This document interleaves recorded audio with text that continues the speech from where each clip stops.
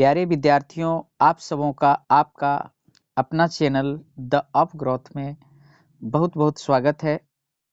यह मैं वीडियो आप सबों के लिए बना रहा हूँ, स्पेशली क्लास 10 के स्टूडेंट्स और क्लास 11 के स्टूडेंट्स जिनकी परीक्षाएं समाप्त हो गई है और वे अब क्लास 11 में एडमिशन लेंगे और क्लास 12 में एडमिशन लेंगे। तो उनके लिए मैं टेक्स्ट बुक की क्लास शुरू करने से पहले मैं बेसिक क्लास आज से शुरू कर रहा हूं। तो आप सभी इस बेसिक क्लास को अच्छी तरह से अब ध्यान से जो है देखें और समझें। निश्चित रूप से आप छोटे से छोटे और बड़े से बड़े अंग्रेजी के वाक्यों को अच्छी तरह समझ पाएंगे। तो आइए हम लोग आज के लेसन को शुरू करते हैं।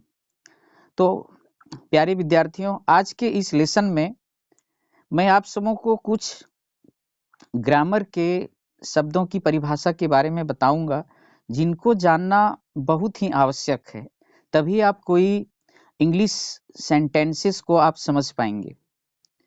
तो आइए देखते हैं। सबसे पहले definitions of some grammatical terms, कुछ व्याकरण के शब्दों की परिभाषा देखते हैं।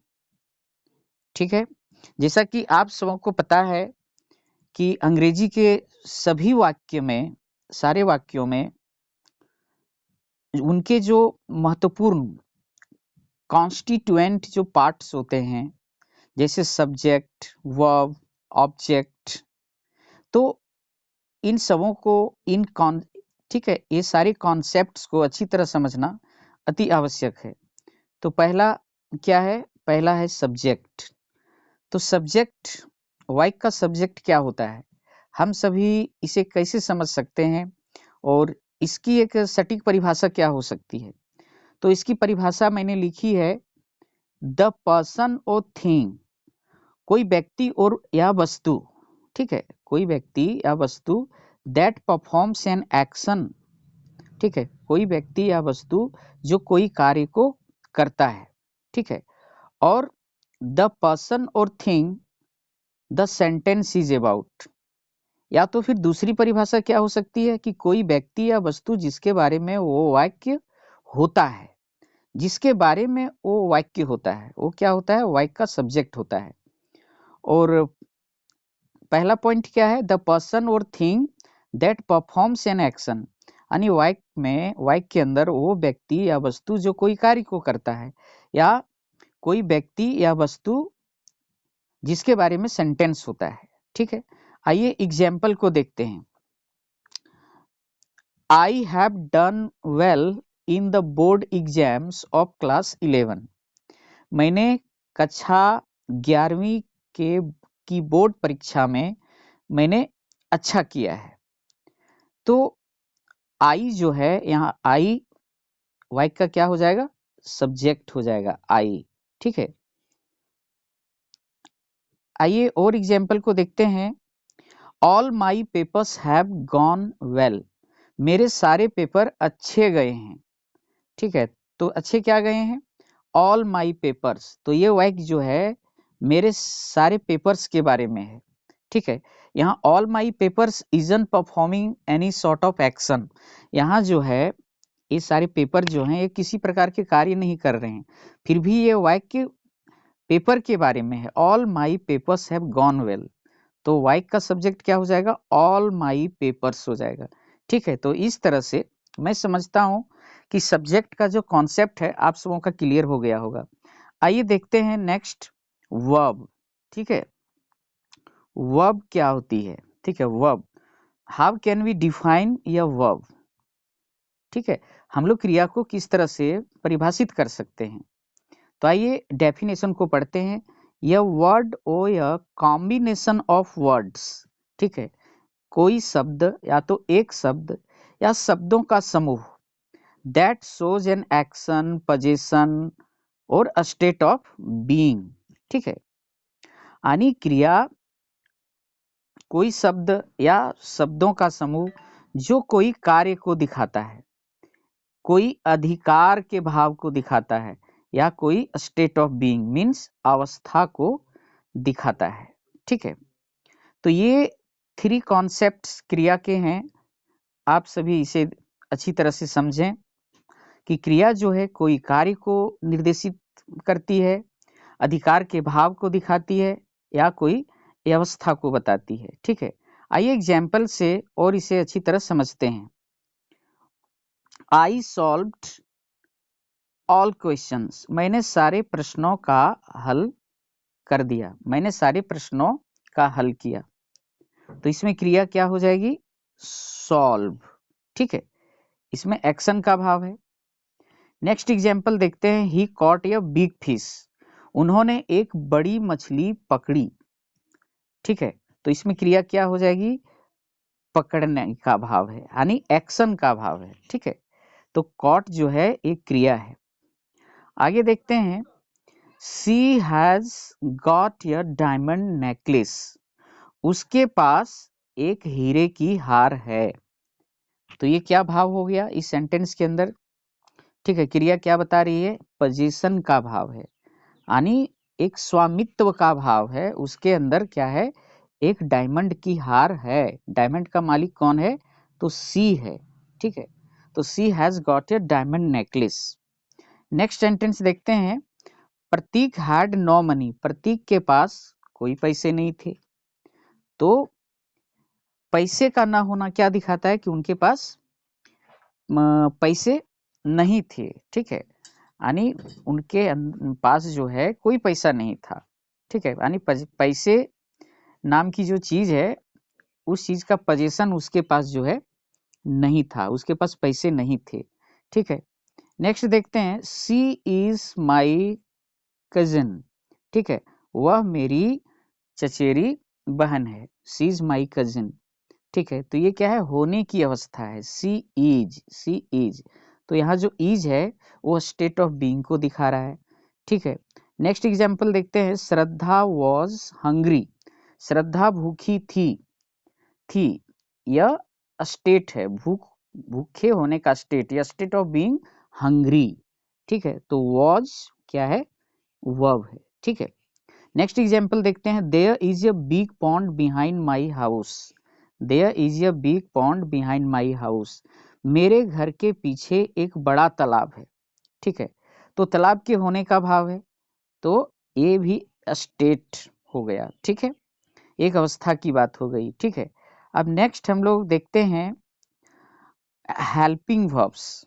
ठीक है, जैसा कि प्यारे विद्यार्थियों आप सभी को पता है कि मैन वर्ब्स और हेल्पिंग वर्ब्स क्रिया मुख्य रूप से 2 प्रकार की होती है।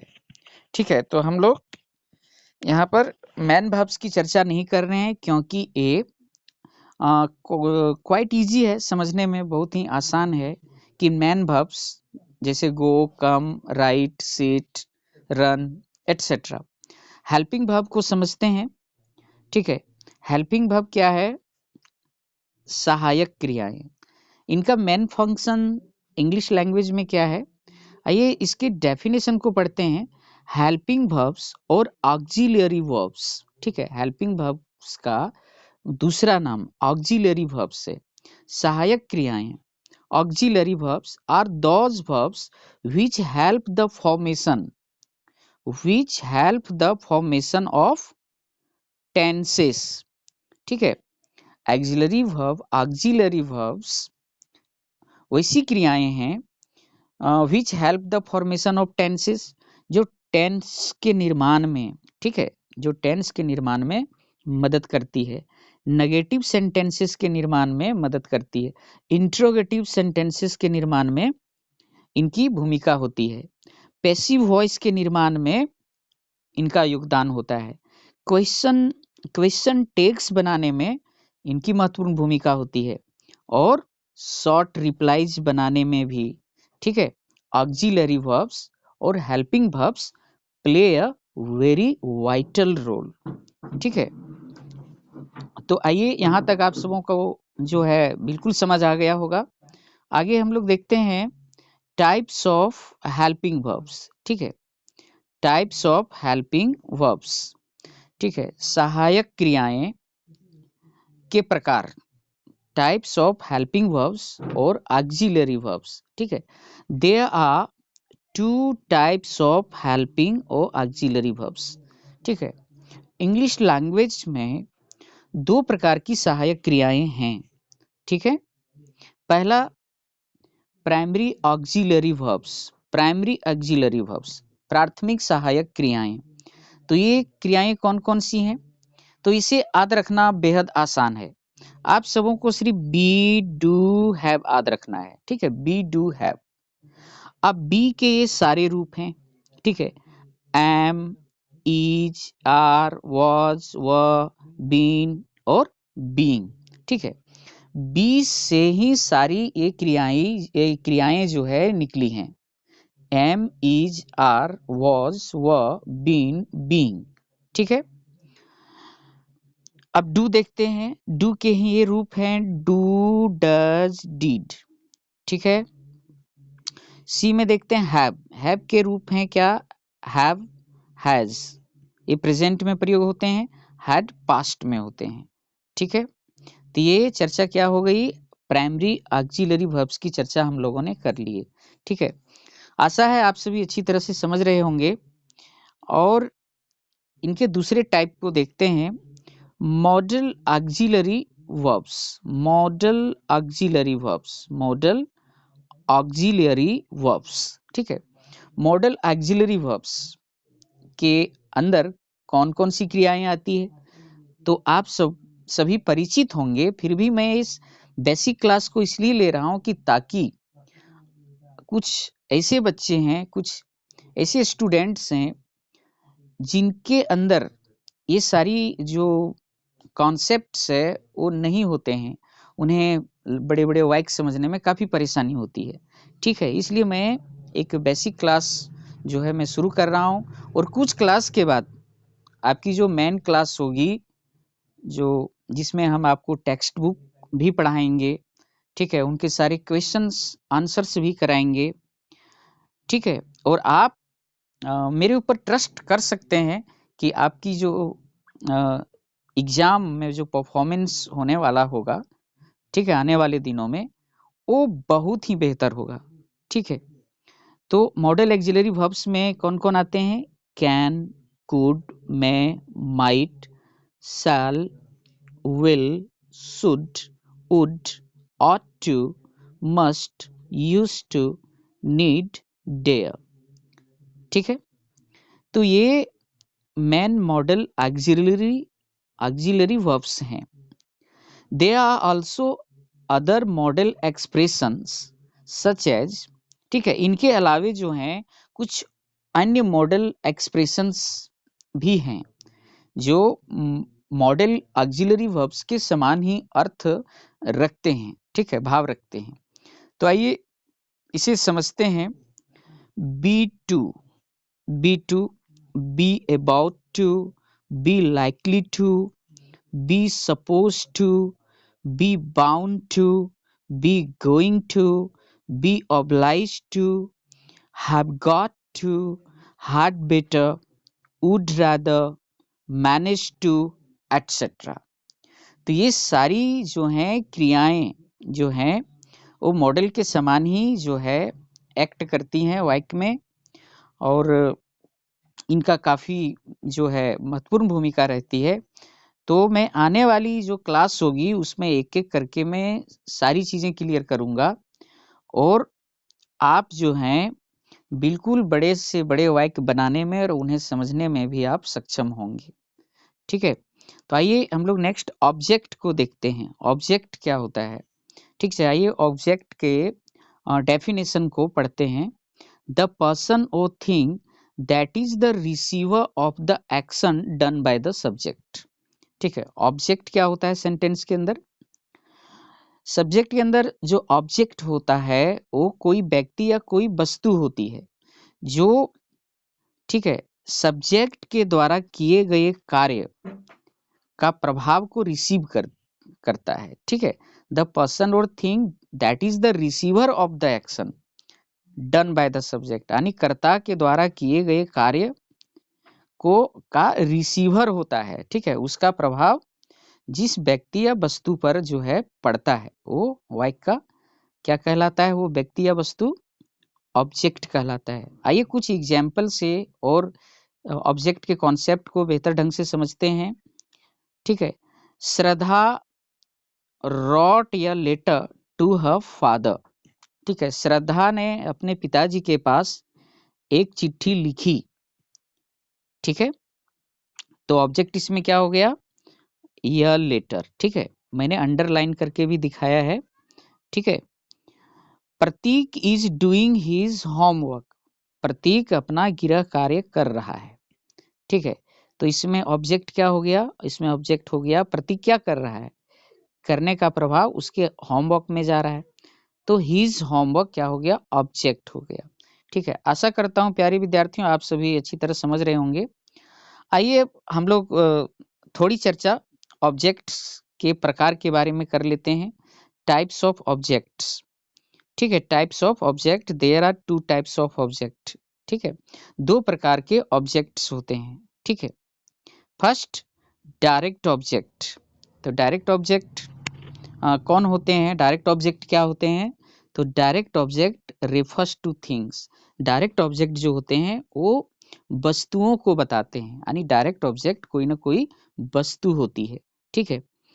आगे देखते हैं इनडायरेक्ट ऑब्जेक्ट, ठीक है, indirect object refers to persons, और इनडायरेक्ट ऑब्जेक्ट कोई ना कोई व्यक्ति को बताता है। आइए इसे और अच्छी तरह से एग्जाम्पल की मदद से समझते हैं। He gave a pen to me, ठीक है, He gave a pen to me, उन्होंने मुझे एक कलम दी, ठीक है।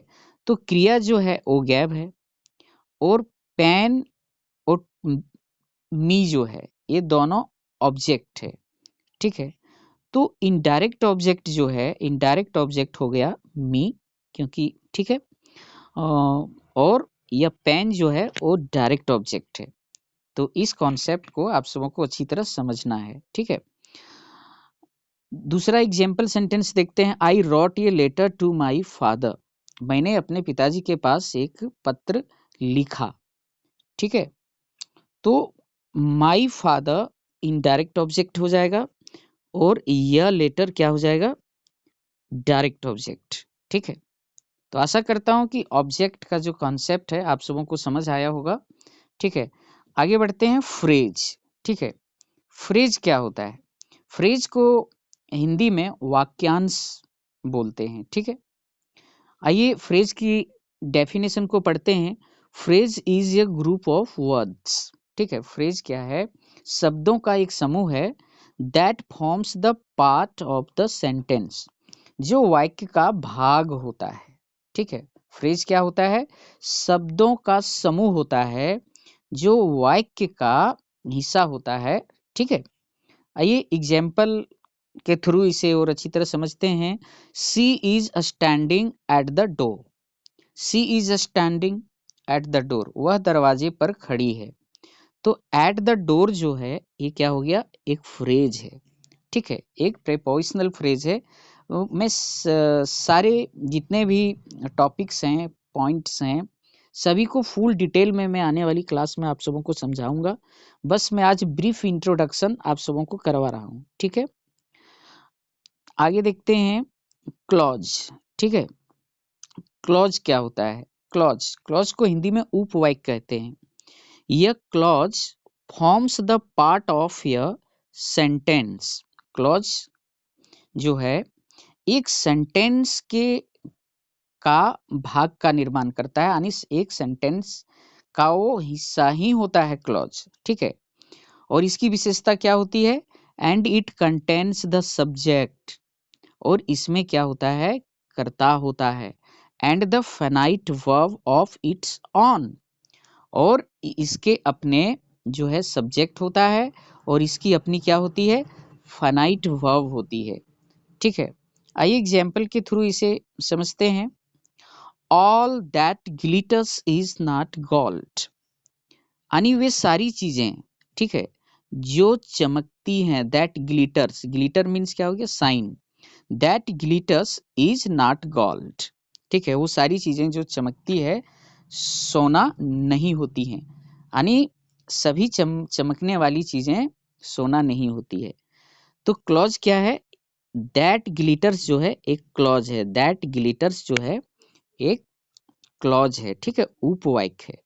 और ऑल इज नॉट गोल्ड भी एक उपवाक्य है, ठीक है। इसमें दो उपवाक्य हो गए, ठीक है, दो क्लॉजेज हैं। तो क्लॉज के कॉन्सेप्ट के बारे में मैं और आगे वीडियो बनाऊंगा। अभी आप इतना जो है अच्छी तरह से आप समझ लें, ठीक है। You can go wherever you like, ठीक है, आप जा सकते हैं जहां कहीं आपको पसंद है, ठीक है। तो इस सेंटेंस में इसमें भी दो क्लॉजेज हैं। तो वेयर एवर यू लाइक एक क्लॉज हो गया और दूसरा है यू कैन गो। इस तरह जब क्लॉज के कॉन्सेप्ट आपका क्लियर हो जाएगा तो आप बड़े से बड़े वाक्यों को, लंबे से लंबे वाक्यों को आप आसानी से जो है सो समझ पाएंगे और अपने से आप लिख भी पाएंगे, ठीक है। आगे देखते हैं, what he says is right, वो जो कहता है सही है। What he says is right, तो वॉट ही सेज क्या है? एक क्लॉज है। और इज राइट भी एक क्लॉज है, ठीक है। इसमें भी दो क्लॉज हैं, ठीक है। प्यारे विद्यार्थियों, आज की बेसिक इंग्लिश क्लास में इतना ही, ठीक है। और अगर आप लोग बेसिक इंग्लिश क्लास के इस कंटेंट को आप लोग अगर पीडीएफ के रूप में चाहते हैं तो आप सभी हमारे टेलीग्राम चैनल से जो है आप लोग जुड़ सकते हैं और वहाँ से आप सबों को पीडीएफ प्राप्त हो जाएगा, ठीक है। और इन्हीं शब्दों के साथ मैं विदा लेता हूँ और जल्द ही मैं नेक्स्ट वीडियो में मिलता हूँ। बहुत बहुत धन्यवाद।